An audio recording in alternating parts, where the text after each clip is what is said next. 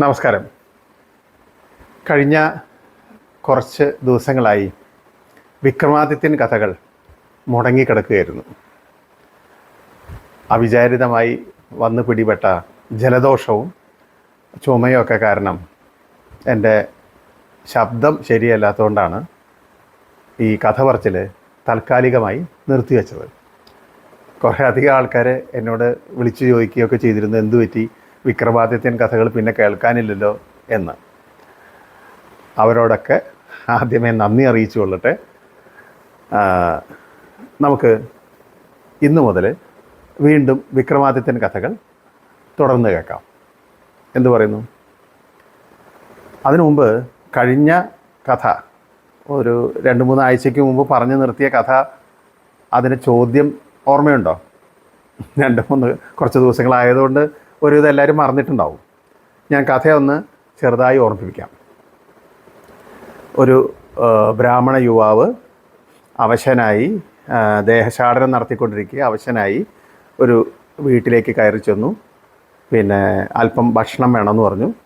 ആ ഗൃഹനാഥൻ ഭാര്യയോട് പറഞ്ഞ് അകത്ത് നിന്ന് കുറച്ച് പാൽക്കഞ്ഞി അയാൾ കൊണ്ടുവന്ന പാത്രത്തിലേക്ക് ആക്കി കൊടുത്തു. അതുമായിട്ട് കുളിച്ചതിന് ശേഷം മാത്രം ഭക്ഷണം കഴിക്കാമെന്ന് വിചാരിച്ചുകൊണ്ട് അതുമായിട്ട് അയാളൊരു കുളക്കടവിൽ ചെന്നു. അവിടെയുള്ളൊരു മരത്തിൻ്റെ കീഴിൽ ആ പാത്രം വെച്ചു. അയാൾ കുളിച്ച് തിരിച്ചു വരുന്നതിനിടയിൽ ആ മരത്തിൻ്റെ പൊത്തിൽ താമസിച്ചിരുന്ന കരിനാഗം ഇഴഞ്ഞു വന്ന് ആ പാല് അല്പം നക്കി കുടിച്ചു. അതേ തുടർന്ന് അതിൻ്റെ വിഷം ആ പാലിലേക്ക് കലർന്നു. ഇതറിയാതെ ആ പാവം ബ്രാഹ്മണൻ ആ പാൽക്കഞ്ഞി എടുത്ത് കുടിച്ചു. വിഷം ഉള്ളിൽ ചെന്ന അയാൾ മരണവെപ്രാളത്തോടു കൂടി തനിക്ക് ഭക്ഷണം തന്ന ഗൃഹനാഥൻ്റെ വീടിൻ്റെ മുമ്പിലെത്തി അലറി വിളിച്ച് എന്നെ കൊന്നല്ലോ എന്ന് ചോദിച്ചുകൊണ്ട് മരിച്ചു വീണു. ബ്രാഹ്മണനെ കൊന്നു എന്ന ശാപം തലയ്ക്ക് വരുമല്ലോ എന്ന് ആലോചിച്ചുകൊണ്ട് ഗൃഹനാഥൻ ഭാര്യയോട് ദേഷ്യപ്പെടുന്നു. ഇവിടെ കഥ നിർത്തിയ വേതാളം ചോദിച്ചു, ഇതിലാരാണ് അപരാധി? ആ പാൽക്കഞ്ഞിയിൽ വിഷം കലർത്തിയ കരിനാഗമാണോ, അയാൾക്ക് പാൽക്കഞ്ഞി എടുത്തു കൊടുത്ത ഭാര്യയാണോ, അതോ ആ ഗൃഹനാഥനാണോ? ആരാണ് അപരാധി എന്നായിരുന്നു ചോദ്യം. ബുദ്ധിമാനായ വിക്രമാദിത്യ മഹാരാജാവിൻ്റെ ഉത്തരം എന്തായിരുന്നെന്നോ? 3 പേരും അപരാധികളല്ല. കാരണം കരിനാഗത്തിൻ്റെ വായിലുള്ള വിഷം അതിൻ്റെ ജന്മസിദ്ധമായ കഴിവാണ്. അതിനെ കുറ്റപ്പെടുത്താൻ പറ്റില്ല. പാൽക്കഞ്ഞി എടുത്തു കൊടുത്ത ആ ഗൃഹനാഥൻ്റെ ഭാര്യയ്ക്ക് അതിൽ വിഷം കലരുമെന്നൊന്നും അവർക്കറിയില്ലായിരുന്നു. ബ്രാഹ്മണന് അത് പാത്രത്തിലേക്ക് ഒഴിച്ചു കൊടുത്ത ഗൃഹനാഥനും ആ വിവരം അറിയില്ലായിരുന്നു. ആ ബ്രാഹ്മണൻ്റെ വിധിവൈപരീത്യമാണ് അയാൾക്ക് വിഷമുള്ളിൽ ചെന്ന് മരിക്കാനുള്ള കാരണം. ഈ മറുപടി കേട്ട വേതാളം സന്തോഷത്തോടുകൂടി തിരിച്ച് ആ മരത്തിൽ പോയി തൂങ്ങിക്കിടന്നു. എന്നിട്ട് ഇന്നത്തെ കഥ പറയാൻ ആരംഭിച്ചു. ഇന്നത്തെ കഥ കുറച്ച് വലിയ കഥയാണ്, രസകരമായൊരു കഥയാണ്. പണ്ട് കുസുമാവതി എന്ന രാജ്യത്തിൽ സുധീരവർമ്മൻ എന്നൊരു രാജാവ് ഉണ്ടായിരുന്നു. അദ്ദേഹത്തിൻ്റെ പുത്രിയായിരുന്നു ഇന്ദുമതി. ഇന്ദുമതി ഇടയ്ക്കിടയ്ക്ക് വനത്തിനോട് ചേർന്നുള്ള ഒരു വലിയ പൊയ്കയിൽ സഖിമാരോടൊത്ത് നീരാടാൻ പോവാറുണ്ട്. അങ്ങനെ ഒരു ദിവസം ഇന്ദുമതി തൻ്റെ തോഴിമാരോടൊത്ത് ഈ പൊയ്കയിൽ കുളിക്കാനും അതിനോട് ചേർന്നുള്ള ഉദ്യാനത്തിൽ കളിക്കാനൊക്കെ ആയിട്ട് പുറപ്പെട്ടു. രാജകുമാരി വരുന്നതിന് മുമ്പ് തന്നെ ആ പ്രദേശത്തുള്ള സകല ആൾക്കാരെയും രാജഭടന്മാരും മറ്റും വന്ന് ഒഴിപ്പിക്കും. രാജകുമാരിയും പരിവാരങ്ങളും മാത്രമേ ആ പരിസരത്ത് ഉണ്ടാവാൻ പാടുള്ളൂ. പക്ഷേ ദേവകുമാരൻ എന്നൊരു ബ്രാഹ്മണ യുവാവ് അനേകം വഴി നടന്ന് പല വിദ്യാഭ്യാസത്തിന് പോയിട്ട് തിരിച്ചു വരുന്ന വഴിക്ക് ആ പ്രദേശത്ത് എത്തിയിട്ടുണ്ടായിരുന്നു. നടന്ന് തളർന്ന് ക്ഷീണിച്ച അയാൾ ഒരു വലിയ വൃക്ഷത്തിൻ്റെ ചോട്ടിൽ ഇരുന്നു. നല്ല തണുത്ത കാറ്റൊക്കെ ഏറ്റ് അവിടെ ഇരുന്ന അയാൾ അവിടെ കിടന്ന് ഉറങ്ങിപ്പോയി. ഇയാൾ അവിടെ കിടന്ന് ഉറങ്ങുന്ന വിവരം രാജഭടന്മാരോ കുളിക്കാനായിട്ട് എത്തിയ രാജകുമാരിയോ ആരും അറിഞ്ഞില്ല. രാജകുമാരിയും തൻ്റെ പരിവാരങ്ങളോടുകൂടി ആ ഉദ്യാന പ്രദേശത്തൊക്കെ ഓടി നടന്ന് കളിക്കുകയും അവർ തമ്മിലുള്ള ക്രീഡാവിനോദങ്ങളിൽ ഏർപ്പെട്ടിരിക്കുന്ന സമയത്ത് ആ ഒച്ചയും ബഹളവും കേട്ട് ദേവകുമാരൻ ഞെട്ടി ഉണർന്നു. അയാൾ ഉണർന്നു നോക്കുമ്പോൾ തൊട്ട് മുമ്പിൽ കാണുന്നത് ആരാ? അതിരൂപലാവണ്യവതിയായ ഇന്ദുമതി രാജകുമാരിയെ. ഇന്ദുമതി രാജകുമാരിയും ഞെട്ടിപ്പോയി. അവൾ പ്രതീക്ഷിച്ചിരുന്നത് ആ പ്രദേശത്ത് ഒരു മനുഷ്യനും വരില്ല എന്നാണ്. പക്ഷേ അതികോമളനും സുന്ദരനും ആരോഗ്യ ദൃഢഗാത്രനുമായിട്ടുള്ള ഒരു സുന്ദരനായ യുവാവ് തൻ്റെ മുമ്പിൽ നിൽക്കുന്നത് കണ്ടപ്പോൾ ഇന്ദുമതി രാജകുമാരിയും ഒന്ന് പരിഭ്രമിച്ചു. പ്രഥമ ദൃഷ്ടിയിൽ തന്നെ അവർക്കിടയിൽ ഒരു അനുരാഗം പൊട്ടിപ്പുറപ്പെട്ടു. രാജകുമാരിയെ കണ്ണിമായ്ക്കാതെ നോക്കിക്കൊണ്ട് നിന്ന ദേവകുമാരൻ താമസിയാതെ ബോധം കെട്ട് താഴെ വീണു. അയാളെ തന്നെ നോക്കിക്കൊണ്ടിരുന്ന രാജകുമാരിക്ക് ഇയാളുടെ വീഴ്ച കണ്ടപ്പോൾ പെട്ടെന്ന് പരിഭ്രമമായി. വേഗം രാജകുമാരിക്കും ഒരു തളർച്ച പോലെ തോന്നി. തോഴിമാരെല്ലാം കൂടി രാജകുമാരിയെ ഉടനെ താങ്ങി പിടിച്ച് കൊട്ടാരത്തിലേക്ക് കൊണ്ടുപോവുകയും ചെയ്തു. അങ്ങനെ കുറേ ദിവസങ്ങൾ കഴിഞ്ഞു. അങ്ങനെ കുറച്ച് സമയം കഴിഞ്ഞു. ആ സമയത്ത് ദൂരദേശത്ത് പോയി അനേകം മാന്ത്രിക വിദ്യകൾ, ആൾമാറാട്ടം, പരകായ പ്രവേശം, അങ്ങനെയുള്ള വലിയ വലിയ വിദ്യകളും മന്ത്രങ്ങളും തന്ത്രങ്ങളൊക്കെ പഠിച്ചിട്ട് 2 സഹോദരന്മാർ ആ വഴി വരുന്നുണ്ടായിരുന്നു. ഒരാളുടെ പേര് മൂലദേവൻ, സഹോദരൻ്റെ പേര് ശശിദേവൻ.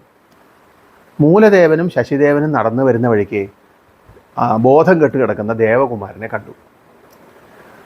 മൂലദേവൻ ഉടനെ അയാളെ വിളിച്ച് തട്ടി ഉണർത്തി ഇതാവാൻ നോക്കി. അപ്പോൾ ശശിദേവൻ ചോദിച്ചു, എന്തിനെ അയാളവിടെ കിടന്നുറങ്ങുക എന്തെങ്കിലും ആയിരിക്കും, നമ്മളെന്തിനും ഇയാളെ പുലിവാല് പിടിക്കാൻ നോക്കണേ. പക്ഷേ മൂലദേവൻ പറഞ്ഞു, അങ്ങനെയല്ല, ഒരു യുവാവ് പ്രത്യേകിച്ചും വഴിയിൽ അവശനായിട്ട് കിടക്കണേണ്ട അയാളുടെ സഹായിച്ച് അയാൾക്ക് വേണ്ട സൗകര്യങ്ങൾ ചെയ്തു കൊടുക്കുക എന്നുള്ള ഏത് ഒരു മനുഷ്യത്വമുള്ള ഒരു മനുഷ്യൻ്റെ കടമയാണ്. അതുകൊണ്ട് അയാളെ ഉപേക്ഷിച്ച് പോകുന്നത് ശരിയല്ല.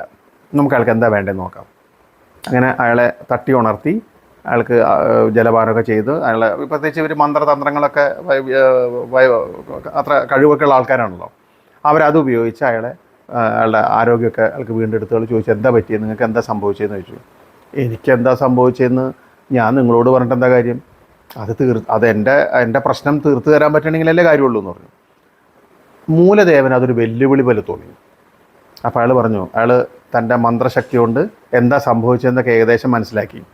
എന്നിട്ട് പറഞ്ഞു, നിങ്ങളൊരു കാര്യം ചെയ്യും, നിങ്ങൾ എൻ്റെ കൂടെ എൻ്റെ വീട്ടിലേക്ക് വരൂ, നിങ്ങളുടെ മനസ്സിലെ ആഗ്രഹം എന്താണെന്ന് ഞാൻ സാധിപ്പിച്ചു തരാം. വീട്ടിലെത്തി വിശദമായ കാര്യങ്ങളൊക്കെ ചോദിച്ചറിഞ്ഞു. മൂലദേവന് മനസ്സിലായി ഈ ദേവകുമാരന് രാജകുമാരിയോടുള്ള അഗാധമായ പ്രേമമാണ് വിഷയം. ദേവകുമാരനെ ഭക്ഷണ പാനീയങ്ങളൊക്കെ കൊടുത്ത് അവിടെ സ്വസ്ഥമായിട്ടിരിക്കാൻ പറഞ്ഞിട്ട് മൂലദേവൻ തൻ്റെ പ്രാർത്ഥനാ മുറിയിലേക്ക് കയറി. പ്രാർത്ഥനാ മുറിയിൽ ചെന്നിരുന്ന് ഒരു ദിവസം കണ്ണുമടച്ചിരുന്ന് ധ്യാനിച്ചു. ആ ധ്യാനത്തിന് ശേഷം പുറത്തു വന്ന മൂലദേവൻ 2 ഗുളികകൾ കയ്യിലെടുത്തു. എന്നിട്ട് അത് മന്ത്രസിദ്ധിയുള്ള ഗുളികകളാണ്. എന്നിട്ട് ദേവകുമാരനോട് പറഞ്ഞു, ഈ ഗുളികയിലൊന്ന് നിങ്ങൾ വായിലിട്ട് കഴിഞ്ഞാൽ ആ സമയം തന്നെ നിങ്ങൾ സുന്ദരിയായ ഒരു പെൺകുട്ടിയായി മാറും. ഇനി ഈ ഗുളികകൾ വായിലിട്ടുകൊണ്ട് നിങ്ങൾ എൻ്റെ കൂടെ വരണം. ഇതും പറഞ്ഞുകൊണ്ട് 2ാമത്തെ ഗുളിക മൂലദേവനും വായിലിട്ടു. ഈ സമയം അയാൾ ഒരു വൃദ്ധനായിട്ട് മാറി. ഒരു 10, 65, 70 വയസ്സ് തോന്നിക്കുന്ന ഒരു വൃദ്ധനായിട്ട് മാറി.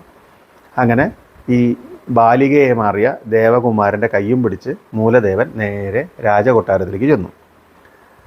വൃദ്ധബ്രാഹ്മണനെ സ്വീകരിച്ചിരുത്തി രാജാവ് തൊട്ടടുത്ത് തന്നെ കൂടെ വന്ന പെൺകുട്ടിക്കും ഇരിക്കാൻ അവസരം കൊടുത്തു.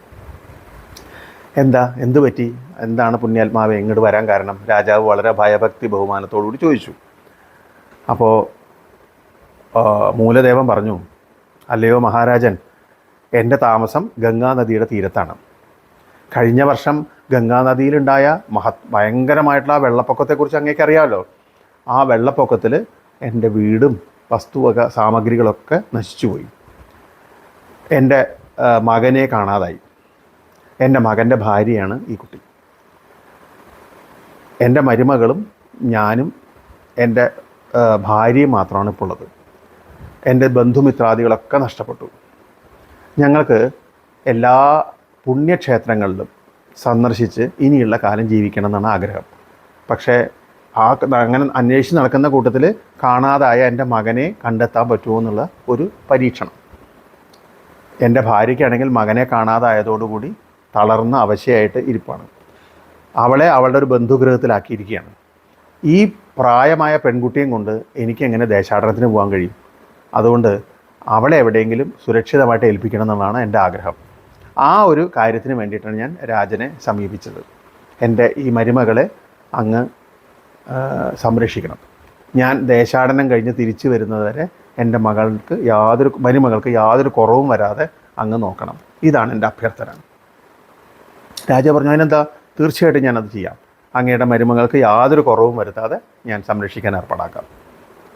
അപ്പോൾ ഇയാൾ പറഞ്ഞു, മൂലദേവൻ പറഞ്ഞു, അല്ലയോ രാജാവേ, അങ്ങനെ അങ്ങ് എൻ്റെ മരുമകളെ എവിടെയെങ്കിലും വെച്ച് സംരക്ഷിക്കാമെന്ന് പറഞ്ഞ് ഒരു വാക്ക് തരുന്നതിലും നല്ലത് ഞാൻ എൻ്റെ ഈ പെൺകുട്ടിയെ എൻ്റെ കൂടെ തന്നെ കൊണ്ടുപോകല്ലേ. എൻ്റെ മനസ്സിലാഗ്രഹം അതല്ല എന്ന് പറഞ്ഞു. ഉടനെ രാജാവിന് ഈ മൂലദേവൻ്റെ മനസ്സിലുള്ള ഒരു ഇരിപ്പെന്താണെന്ന് മനസ്സിലായപ്പോൾ രാജാവ് പറഞ്ഞു, അങ്ങ് ഒന്നുകൊണ്ടും വിഷമിക്കേണ്ട, എൻ്റെ കൊട്ടാരത്തിൽ എൻ്റെ മകളോടൊപ്പം അവളുടെ ഒരു സഖിയായിട്ട് തന്നെ ഈ കുട്ടി കഴിഞ്ഞോളും. അങ്ങ് ധൈര്യമായിട്ട് ക്ഷേത്രങ്ങളൊക്കെ സന്ദർശിച്ച് വന്നോളൂ. രാജാവിൻ്റെ ഈ ഉറപ്പ് കിട്ടിയപ്പോൾ മൂലദേവന് സന്തോഷമായി. മൂലദേവൻ അങ്ങനെ തന്നെ ആവട്ടെ എന്ന് പറഞ്ഞ് അനുഗ്രഹിച്ച് ഏൽപ്പിച്ചു. രാജാവ് ഉടനെ തൻ്റെ മകൾ ഇന്ദുമതിയെ വിളിച്ചിട്ട് പറഞ്ഞു, ഈ ബ്രാഹ്മണ പെൺകുട്ടി ഇനി മുതൽ നിൻ്റെ കൂടെ നിൻ്റെ കൊട്ടാരത്തിൽ തന്നെ താമസിക്കണം, നിൻ്റെ മുറിയിൽ തന്നെ താമസിക്കണം. അവളെ നിൻ്റെ ഒരു സഹോദരിയെ പോലെ കരുതി കൂടെ താമസിപ്പിക്കുക. ഈ അവളുടെ വയസ്സായ ഈ വൃദ്ധ ബ്രാഹ്മണൻ തിരിച്ചു വരുന്നവരെ അവളെ സംരക്ഷിക്കേണ്ട ഉത്തരവാദിത്വവും നിനക്കാണ്. രാജകുമാരി ഇന്ദുമതി വളരെ സന്തോഷത്തോടു കൂടി അവളെ ബ്രാഹ്മണ പെൺകുട്ടീനെ അകത്തേക്ക് കൊണ്ടുപോയി. യഥാർത്ഥത്തിൽ നമുക്കറിയാം അത് ദേവകുമാരൻ തന്നെയാണ് ആ പെൺകുട്ടിയായിട്ട് മാറിക്കണത്. അങ്ങനെ രാജകുമാരിയുടെ കൂടെ താമസമാക്കി രാത്രി ഒരേ മുറിയിൽ തന്നെ കിടന്നുറങ്ങണു. അപ്പോഴും രാജകുമാരി ദേവകുമാരൻ എന്ന ഈ പെൺകുട്ടിക്ക് വേണ്ടിയിട്ടുള്ള എല്ലാ സൗകര്യങ്ങളും ചെയ്തു കൊടുക്കുന്ന കൂട്ടത്തിൽ ദേവകുമാരൻ ഒന്നും അറിയാത്ത പോലെ ചോദിച്ചു, അല്ലയോ രാജകുമാരി, എനിക്ക് വേണ്ടി അങ്ങ് ധാരാളം ബുദ്ധിമുട്ടുന്നു, എന്നെ സഹായിക്കാനും എന്നെ സന്തോഷിപ്പിക്കാനും ശ്രമിക്കുന്നുണ്ട്. പക്ഷേ എനിക്ക് മനസ്സിലാവുന്നത് രാജകുമാരിയുടെ മനസ്സിൽ എന്തോ ഒരു വിഷമമുണ്ട്. പുറമേ സന്തോഷം കാണിക്കുന്നുണ്ടെങ്കിലും അകമേ എന്തോ ഒരു ദുഃഖം അവിടുത്തെ അലട്ടുന്നുണ്ട്. അതെന്താണെന്ന് എന്നോടൊന്ന് പറയാമോ എന്ന് ചോദിച്ചു. അപ്പോൾ രാജകുമാരി തൻ്റെ മനസ്സ് തുറന്നു. അന്ന് ഉദ്യാനത്തിൽ കുളിക്കാനും കളിക്കാനൊക്കെ ആയിട്ട് പോയതും അവിടെ വെച്ച് അതിരൂപവാനായിട്ടുള്ള യുവാവിനെ കണ്ടതും പ്രഥമ ദൃഷ്ട്യാ ഞങ്ങളുടെ ഇടയിൽ അനുരാഗം പൊട്ടിമുളച്ചതുമായിട്ടുള്ള വിശേഷങ്ങളൊക്കെ രാജകുമാരി ഈ ബ്രാഹ്മണ യുവതിയോട് അല്ലെങ്കിൽ കുട്ടിയോട് പറഞ്ഞു. അത് കേട്ട് കഴിഞ്ഞപ്പോൾ ചോദിച്ചു, രാജകുമാരിയുടെ മനസ്സിലുള്ള ആ കുമാരനുമായിട്ട് സന്ധിക്കാനായിട്ട്, അയാളെ കണ്ടുമുട്ടാനായിട്ട് ഞാനൊരവസരം ഉണ്ടാക്കി തന്നാൽ എനിക്കെന്ത് തരും? രാജകുമാരി ഒട്ടും സംശയിക്കാതെ മറുപടി പറഞ്ഞു, ഞാൻ ആജീവനാന്തം നിങ്ങളുടെ ദാസിയായിട്ട് തന്നെ കഴിയാം, ഒരു സംശയമില്ല എന്ന് പറഞ്ഞു. രാജകുമാരൻ നമ്മുടെ ദേവകുമാരൻ എന്ത് ചെയ്തു? വായിലിട്ടിരിക്കുന്ന ഗുളിക പുറത്തെടുത്ത് കഴിഞ്ഞപ്പോൾ രാജകുമാരി ഞെട്ടിപ്പോയി. മുമ്പിൽ നിൽക്കണു താൻ ഇത്രയും കാലം മനസ്സിൽ കൊണ്ട് നടന്നിരുന്ന ആ യുവ കോമളൻ. രാജകുമാരിയുടെ ഇന്ദുമതിയുടെ സന്തോഷം പറഞ്ഞറിയിക്കാനില്ല. ഒട്ടും സങ്കോചമില്ലാതെ അവർ പരസ്പരം ആലിംഗനബദ്ധരായി. ഗാന്ധർവ വിധിപ്രകാരം അവർ വിവാഹവും ചെയ്തു. അങ്ങനെ പകൽ മുഴുവനും ബ്രാഹ്മണ യുവതിയായിട്ടും രാത്രിയാവുമ്പോൾ ദേവകുമാരൻ എന്ന അതിരൂപവാനായിട്ടുള്ള കുമാരനായും അവരവിടെ താമസമാക്കി. അങ്ങനെ രാജകുമാരിയുടെ ഒപ്പം അതേ ഉറക്കറയിൽ രാത്രി ദേവകുമാരനും കൂടെ ശയിക്കാൻ തുടങ്ങി. താമസിയാതെ നമ്മുടെ ഇന്ദുമതി രാജകുമാരി ഗർഭിണിയായി. ഇതിനിടയിൽ ഒരു ദിവസം രാജാവും രാജകുമാരിയും അങ്ങനെ പരിവാരങ്ങളും എല്ലാവരും കൂടി മന്ത്രിയുടെ വീട്ടിൽ നടക്കുന്ന ഒരു വിവാഹത്തിൽ പങ്കെടുക്കാൻ പോയി. ആ വിവാഹ സൽക്കാര വേളയിൽ രാജകുമാരി ഇന്ദുമതിയുടെ തോഴിയായിട്ട് കൂടെ നടക്കുന്ന ബ്രാഹ്മണ യുവതിയെ കണ്ടപ്പോൾ മന്ത്രിയുടെ മകന് വല്ലാത്തൊരു ആഗ്രഹം തോന്നി. അയാളുടെ മനസ്സിൽ ആ പെൺകുട്ടിയോട് അടക്കാനാവാത്ത പ്രേമം പൊട്ടിമുളച്ചു. അയാൾ പറഞ്ഞു, എനിക്ക് എങ്ങനെയും ആ പെൺകുട്ടിയെ വിവാഹം കഴിക്കണം. എൻ്റെ മനസ്സിൽ ഇനി വേറൊരു പെണ്ണുമില്ല, എൻ്റെ ജീവിതത്തിലും വേറൊരു പെണ്ണില്ല. ആഗ്രഹം അച്ഛനായിട്ടുള്ള മന്ത്രിയോട് അറിയിച്ചു. മന്ത്രി പറഞ്ഞു, ശരി നമുക്ക് നോക്കാം, ഞാൻ രാജാവിനോട് സംസാരിക്കട്ടെ. രാജാവിൻ്റെ അടുത്ത് പോയി. അപ്പോൾ ഈ മന്ത്രികുമാരൻ ഈ ആഗ്രഹം നടന്നില്ല എന്നുണ്ടെങ്കിൽ പിന്നെ ഞാൻ ആത്മഹത്യ ചെയ്യും, എനിക്കിനി ഊണുമില്ല ഉറക്കമില്ല എന്നൊക്കെ പറഞ്ഞുകൊണ്ട് വല്ലാത്തൊരു അവസ്ഥയിലേക്ക് പോയി കഴിഞ്ഞു. അങ്ങനെ മന്ത്രികുമാരനെ ഈ പ്രശ്നത്തിൽ നിന്ന് പിന്തിരിപ്പിക്കാൻ പറ്റില്ല എന്ന് മനസ്സിലായപ്പോഴാണ് മന്ത്രി നേരിട്ട് രാജാവിനോട് തന്നെ അഭ്യർത്ഥിക്കാൻ തീരുമാനിച്ചത്. രാജാവിനെ പോയി കണ്ടു. രാജാവിനോട് പറഞ്ഞു, അല്ലയോ മഹാരാജൻ, എൻ്റെ മകൻ അങ്ങയുടെ പുത്രിയുടെ തോഴിയിൽ അനുരക്തനാണ്. അവളെ വിവാഹം ചെയ്യണമെന്ന ആഗ്രഹം. ദയവ് ചെയ്ത് അങ്ങ് എൻ്റെ മകന് അവളെ വിവാഹം ചെയ്തു കൊടുക്കണം. കേട്ടപ്പോൾ രാജാവ് ആദ്യം ദേഷ്യപ്പെടുക ചെയ്തത്. നിങ്ങളെന്താ പറയുന്നത്? നിങ്ങൾ എന്തറിഞ്ഞിട്ടേ പറയുന്നത്? ഒരു വൃദ്ധ ബ്രാഹ്മണൻ അവളെ സംരക്ഷിച്ചു കൊള്ളണം എന്ന ആവശ്യത്തോടു കൂടി നമ്മെ ഏൽപ്പിച്ചാണ്. അത് അയാളുടെ മുതലാണ്. ഞാൻ ഒരിക്കലും അയാളുടെ വാക്കുകളെ ധിക്കരിച്ചുകൊണ്ട് പിന്നെ ഈ കുമാരിയെ നിങ്ങളുടെ മകനെ എങ്ങനെ വിവാഹം ചെയ്തിരുന്നു? എനിക്കെന്താ അവകാശമുള്ളത്? അത് അയാളുടെ മകളല്ലേ, അയാളുടെ മരുമകളല്ലേ, അയാളുടെ മകൻ്റെ ഭാര്യയാണെന്നാണ് പറയണത്. അത് ചെയ്യുന്ന ഒരിക്കലും ശരിയല്ല, അതൊരിക്കലും നടക്കണ കാര്യമല്ല. നിങ്ങൾ വേറെ വഴി നോക്കാൻ പറയും നിങ്ങളുടെ മോനോട്. രാജാവിൻ്റെ ഈ പരുഷമായ സംസാരം കേട്ട് ദുഃഖിതനായി മന്ത്രി തിരിച്ച് വീട്ടിലെത്തി. തൻ്റെ ആഗ്രഹം നടക്കില്ല എന്നറിഞ്ഞ മന്ത്രികുമാരൻ്റെ അവസ്ഥ ഒന്നുകൂടി മോശമായി. അയാൾക്ക് രാത്രിയും പകലും എല്ലാ സമയത്തും ഈ കുമാരിയെക്കുറിച്ച് തന്നെ ചിന്ത. അയാൾക്ക് ഊണില്ല, ഉറക്കമില്ല, വെള്ളം പോലും കുടിക്കാതെ ഒരു അസ്ഥിപഞ്ജരം പോലെ അവശനായി. പിറുപിറുക്കാൻ തുടങ്ങി, ഭ്രാന്തമായ എന്തൊക്കെയോ ചേഷ്ടകൾ കാണിക്കാൻ തുടങ്ങി, ഒരു ബന്ധവുമില്ലാത്ത കാര്യങ്ങളെക്കുറിച്ച് പറയാൻ തുടങ്ങി. മകൻ്റെ ഈ അതിദാരുണമായ അവസ്ഥ കണ്ടപ്പോൾ മന്ത്രിക്കും വല്ലാത്ത വിഷമായി. അങ്ങേർക്കും ജീവിതത്തിൽ ആശയില്ലാണ്ടായി. അദ്ദേഹവും ജലപാനമൊന്നും കഴിക്കാതെ ഇനി എന്ത് ചെയ്യണമെന്ന് ആലോചിച്ച് ആകെ വിഷമിച്ച് സങ്കടപ്പെട്ട് ദിവസങ്ങൾ തള്ളി നീക്കി. മന്ത്രിയുടെ അവസ്ഥ മനസ്സിലാക്കിയ മറ്റ് പരിവാരങ്ങളുണ്ടല്ലോ, അതുപോലെ രാജകൊട്ടാരത്തിലെ ആൾക്കാരുണ്ടല്ലോ, അവരെല്ലാം കൂടി ആലോചിച്ച് ഒരിക്കൽ രാജാവിനെ മുഖം കാണിച്ചു. രാജാവിനോട് പറഞ്ഞു, അല്ലയോ രാജൻ, ഞങ്ങൾക്കൊരു കാര്യം ഉണർത്തിക്കാനുണ്ട്, ദയവായി കേൾക്കണം.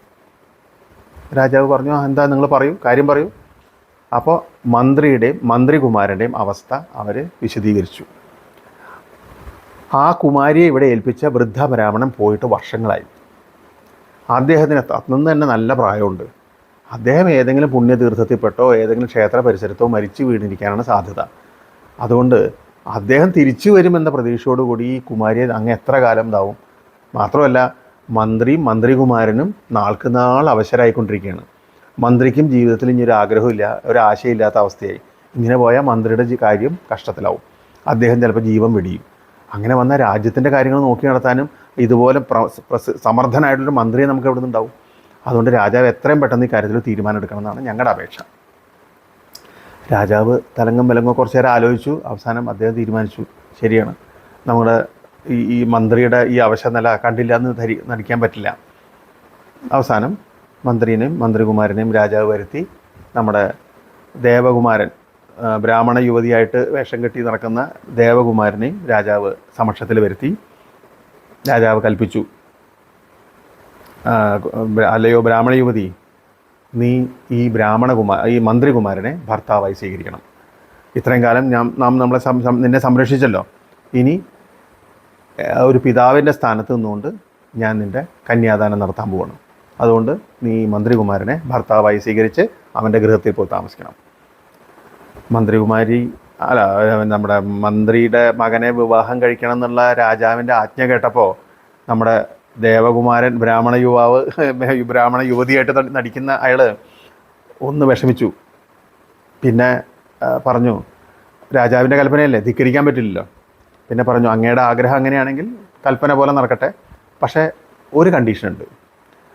മന്ത്രികുമാരൻ ക്ഷത്രിയനാണ്, ഞാൻ ബ്രാഹ്മണനും. അതുകൊണ്ട് ആദ്യം ഞങ്ങളുടെ രീതിയിലുള്ള കർമ്മങ്ങളൊക്കെ അദ്ദേഹം അനുഷ്ഠിക്കണം. പുണ്യക്ഷേത്രങ്ങൾ സന്ദർശിച്ച് ബ്രാഹ്മണ സ്നാനം ചെയ്ത് വരണം, എന്നാലേ ഞാൻ അദ്ദേഹത്തിൻ്റെ പത്നിയാവാൻ സമ്മതിക്കുള്ളൂ. ശരി, എന്നാൽ അത് നല്ലൊരു തീരുമാനമാണ്, അങ്ങനെ ചെയ്യണം എന്ന് പറഞ്ഞ് രാജാവ് കൽപ്പിച്ചു. അപ്പോൾ മന്ത്രികുമാരൻ പറഞ്ഞു, അങ്ങനെയാണെങ്കിൽ ഇവൾ ആദ്യം എൻ്റെ വീട്ടിൽ വന്ന് താമസിക്കട്ടെ, എൻ്റെ ഗൃഹത്തിൽ വന്ന് താമസിച്ച് കഴിഞ്ഞാൽ ഞാൻ ദേശാടനത്തിന് പോയി പുണ്യതീർത്ഥങ്ങൾ സന്ദർശിച്ച് പുണ്യസ്നാനം ചെയ്ത് ബ്രാഹ്മണത്വം സ്വീകരിച്ച് വരാം. വേറെ നിവൃത്തിയില്ല. ദേവകുമാരൻ മന്ത്രികുമാരൻ്റെ വീട്ടിലേക്ക് താമസം മാറി. നേരത്തെ പറഞ്ഞുറപ്പിച്ച പ്രകാരം മന്ത്രികുമാരൻ പുണ്യതീർത്ഥങ്ങൾ സഞ്ചരിക്കാനായിട്ട് യാത്രയായി. ഈ സമയം നമ്മുടെ ദേവകുമാരൻ എന്ത് ചെയ്തു? ഒരു മന്ത്രിയുടെ വീട്ടിൽ നിന്ന് ഒരു സൂത്രമാർഗത്തിലൂടെ രക്ഷപ്പെട്ട് തനിക്ക് ഗുളികയൊക്കെ തന്ന് തന്നെ ഈ രൂപത്തിലാക്കി തന്ന ആൾക്കാരുണ്ടല്ലോ, അവരുടെ അടുത്തേക്ക് പോയി. മൂലദേവൻ്റെയും ശശിദേവൻ്റെയും വീട്ടിലേക്ക്. ഇപ്പോഴത്തെ പ്രതിസന്ധിയും ഇപ്പോഴത്തെ പ്രശ്നങ്ങളൊക്കെ ഉന്നയിച്ചു, കാര്യങ്ങളൊക്കെ പറഞ്ഞു കഴിഞ്ഞപ്പോൾ മൂലദേവൻ എന്ത് ചെയ്തു? തൻ്റെ സഹോദരൻ ശശിദേവനെയും കൊണ്ട് അടുത്ത് വിളിച്ചു. എന്നിട്ട് പിന്നെ അന്നത്തെ പോലെ വേറൊരു മാന്ത്രിക ഗുളിക ഉണ്ടാക്കിയിട്ട് അത് ശശിദേവനോട് വായിലിടാൻ പറഞ്ഞു. തൻ്റെ കയ്യിലുണ്ടായിരുന്ന മാന്ത്രിക ഗുളിക മൂലദേവന് വായിലിട്ടു. മൂലദേവൻ പഴയ പോലെ ആ വൃദ്ധ ബ്രാഹ്മണനായി. ശശിദേവൻ ചെറുപ്പക്കാരനായിട്ടൊരു യുവാവായി മാറി. അവർ നേരെ കൊട്ടാരത്തിലേക്ക് വന്നു. ഈ സമയം മന്ത്രിയുടെ വസതിയിൽ നിന്ന് രക്ഷപ്പെട്ട നമ്മുടെ ദേവകുമാരനും കൊട്ടാരത്തിലേക്ക് എത്തിച്ചേർന്നു. ആ സമയത്ത് രാജാവ് കൊട്ടാരത്തിലേക്ക് കയറി വരുന്ന ആ വൃദ്ധ ബ്രാഹ്മണനെയും കൂടെയുള്ള യുവാവിനെയും കണ്ടപ്പോൾ ആദ്യം ഒന്ന് പരിഭ്രമിച്ചു. പക്ഷേ തൻ്റെ അതിഥിയായിട്ട് കയറി വരുന്നതാണല്ലോ. മാത്രമല്ല രാജാവിന് നല്ലോണം അറിയാതെ ആരാന്നുള്ളത്. രാജാവ് സ്വീകരിച്ചിരുത്തി വിശേഷങ്ങളൊക്കെ ആരാഞ്ഞു. എന്നൊക്കെ കഴിഞ്ഞ ശേഷം ചോദിച്ചു, എന്താ? പറഞ്ഞു, മഹാരാജൻ, അങ്ങയുടെ പ്രാർത്ഥന കൊണ്ടും ദൈവങ്ങളുടെ കാരുണ്യം കൊണ്ടും എൻ്റെ കാണാതായ മകനെ എനിക്ക് തിരിച്ചു കിട്ടി. എൻ്റെ മകനാണത്. അവൻ്റെ ഭാര്യയാണ് ഞാനിവിടെ ഏൽപ്പിച്ചിരുന്ന എൻ്റെ മരുമകൾ. ഞാൻ അവളെ അവൻ്റെ മരുമകന് തിരിച്ചു കൊണ്ടുപോകാൻ വേണ്ടി വന്നതാണ്. രാജാവ് ആകെ ധർമ്മസങ്കടത്തിലായി. രാജാവ് തൻ്റെ പ്രശ്നങ്ങളൊക്കെ അവതരിപ്പിച്ചു. മന്ത്രികുമാരന് ഈ ദേവകുമാരനെ വിവാഹം ചെയ്തു കൊടുത്ത, ദേവകുമാരനാണല്ലോ പക്ഷേ ബ്രാഹ്മണ യുവതിയായിട്ടുള്ള അയാളെ വിവാഹം ചെയ്തു കൊടുത്ത കാര്യങ്ങളൊക്കെ പറഞ്ഞ് ക്ഷമിക്കണം എന്ന് ആവശ്യപ്പെട്ടു. മൂലദേവനാകെ ദേഷ്യപ്പെട്ടു. അയാൾ പറഞ്ഞു, നിങ്ങളെന്ത് മര്യാദയാണ് രാജാവെ കാണിക്കുന്നത്? ഞാൻ അങ്ങേ വിശ്വസിച്ചേൽപ്പിച്ച എൻ്റെ മകൻ്റെ ഭാര്യയെ അങ്ങ് വേറൊരാൾക്ക് വിവാഹം ചെയ്തു കൊടുക്കുകയും, ഇതെവിടുത്തെ രാജനീതി? ഇത് ഞാനെങ്ങനെ സഹിക്കും? എൻ്റെ മകന് എന്തെന്താ ചെയ്യാൻ പറ്റുക എന്നൊക്കെ ചോദിച്ച് ബ്രാഹ്മണൻ അവിടെ കിടന്ന് ബഹളം ഉണ്ടാക്കി. അപ്പോൾ ആ സമയത്ത് രാജാവ് പറഞ്ഞു, എന്താണ് അങ്ങനെ ഒരു പരിഹാരം? ഇതിപ്പോൾ കാര്യങ്ങളൊക്കെ ഇങ്ങനെ നടന്നുപോയി, അങ്ങ് ഇനി തിരിച്ചു വരുമെന്ന് അറിയാത്തതുകൊണ്ട് ആ കുമാരിയുടെ രക്ഷയ്ക്കും കൂടി വേണ്ടിയിട്ടാണ് ഞാനിത് ചെയ്തത്. പക്ഷേ ഇനി എന്താണ് ഒരു പരിഹാരമുള്ളത്? അവസാനം മൂലദേവൻ പറഞ്ഞു, ശരി, അങ്ങനെയാണെന്നുണ്ടെങ്കിൽ എൻ്റെ മകന് കൂടെ താമസിക്കേണ്ട ആൾ വേണം. അതുകൊണ്ട് അങ്ങയുടെ മകളെ എൻ്റെ മകന് വിവാഹം ചെയ്തു കൊടുക്കണം. ഗത്യന്തരമില്ലാതെ രാജാവിന് സമ്മതിക്കേണ്ടി വന്നു. അങ്ങനെ രാജകുമാരിയായ ഇന്ദുമതിയെ ശശിദേവന് വിവാഹം ചെയ്തു കൊടുക്കാൻ രാജാവ് നിർബന്ധിതനായി. മനസ്സില്ലാ മനസ്സോടെ രാജകുമാരിയായ ഇന്ദുമതി ശശിദേവനെ പാണിഗ്രഹണം ചെയ്തു. വിവാഹം കഴിച്ച് ശശിദേവൻ്റെ കൂടെ ഇന്ദുമതി അയാളുടെ വീട്ടിലേക്ക് യാത്രയായി. ഈ സമയത്ത് നമ്മുടെ ഗുളിക വായന്ന് പുറത്തേക്കെടുത്ത് നമ്മുടെ ദേവകുമാരൻ അവിടേക്ക് എത്തി. അയാൾ പറഞ്ഞു, അതെങ്ങനെ ശരിയാവും? ഞാൻ വിവാഹം കഴിക്കാൻ പോകുന്ന സ്ത്രീയാണ് ഈ ഇന്ദുമതി. നിങ്ങൾക്കെങ്ങനെയാണ് അവളെ വിവാഹം കഴിക്കാൻ പറ്റുക? മാത്രമല്ല ഞങ്ങൾ തമ്മിലെ സംഗമത്തിൽ നിന്ന് ഈ രാജകുമാരി ഇപ്പോൾ ഗർഭിണിയാണ്. അതുകൊണ്ട് അവളെ എനിക്കാണ് അവകാശപ്പെട്ടത്. അപ്പം മൂലദേവൻ പറഞ്ഞു, പോയി പണി നോക്ക് ദേവകുമാരാ, ഞങ്ങളെ ഇത് വിവാഹത്തിൽ വഴിയായിട്ടാണ് എനിക്ക് രാജകുമാരിയെ കിട്ടിക്കുന്നത്. എൻ്റെ മകൻ ആയിട്ടുള്ള ശശിദേവൻ പാണിഗ്രഹണം ചെയ്തതാണ്. അത് സാക്ഷികളുണ്ട്. രാജസമക്ഷത്തിൽ വെച്ചിട്ടാണ് വിവാഹം നടന്നത്. അതുകൊണ്ട് നിങ്ങളുടെ വാദമൊന്നും വിലപ്പോവില്ല. ദേവകുമാരൻ സമ്മതിച്ചില്ല. ദേവകുമാരൻ അത് വഴക്കായി. രാജകുമാരൻ കൈ പിടിച്ച് വലിച്ചു. ദേവകുമാരനെ ശശിദേവനും മൂലദേവനും കൂടി തടഞ്ഞു. എന്തിനു പറയണു? അവിടെ ഒരു യുദ്ധം തന്നെ നടന്നെന്ന് പറയാം. പരസ്പരമുള്ള ഉന്തും തള്ളും വഴക്കും ബഹളമൊക്കെ ആയി. കഥ ഇത്രയും പറഞ്ഞു നിർത്തിയിട്ട് വേതാളം വിക്രമാദിത്യ മഹാരാജനോട് ചോദിച്ചു, അല്ലയോ മഹാരാജൻ, ഇന്ദുമതി രാജകുമാരിയെ വിവാഹം കഴിച്ച ഇന്ദുമതി രാജകുമാരിയെ കൊണ്ടുപോകാനായിട്ട് അവളെ കൂടെ പാർപ്പിക്കാനായിട്ട് അധികാരമുള്ളത് ആർക്കാണ്? ആരാണ് യഥാർത്ഥത്തിൽ ഇന്ദുമതിയുടെ ഭർത്താവ്? ഒരു സംശയമില്ലാതെ വിക്രമാദിത്യൻ മറുപടി പറഞ്ഞു, അഗ്നിസാക്ഷിയായി ഇന്ദുമതി രാജകുമാരിയെ പാണിഗ്രഹണം ചെയ്ത ശശിദേവനാണ് അവളിൽ എല്ലാ അവകാശമുള്ളത്. അയാൾക്കാണ് അവളുടെ ഭർതൃസ്ഥാനമുള്ളത്. അല്ലാതെ രഹസ്യമായിട്ട് അവളുമായിട്ട് സംഗമിച്ച നമ്മുടെ ദേവകുമാരന് ആ രാജകുമാരിയിൽ യാതൊരു അവകാശവുമില്ല. ഇതായിരുന്നു വിക്രമാദിത്യ മഹാരാജാവിൻ്റെ ഉത്തരം. ഈ കഥയും ഇതിൻ്റെ ഉത്തരവും ഞാൻ തന്നെ ഇത്തവണ അവതരിപ്പിച്ചാണ്. നിങ്ങൾക്ക് കഥ ഇഷ്ടമായി എന്ന് വിചാരിക്കട്ടെ. വിക്രമാദിത്യൻ കഥകളിലെ മറ്റൊരു രസകരമായ കഥയുമായി നമുക്ക് അടുത്ത ആഴ്ച വീണ്ടും കാണാം. നമസ്കാരം.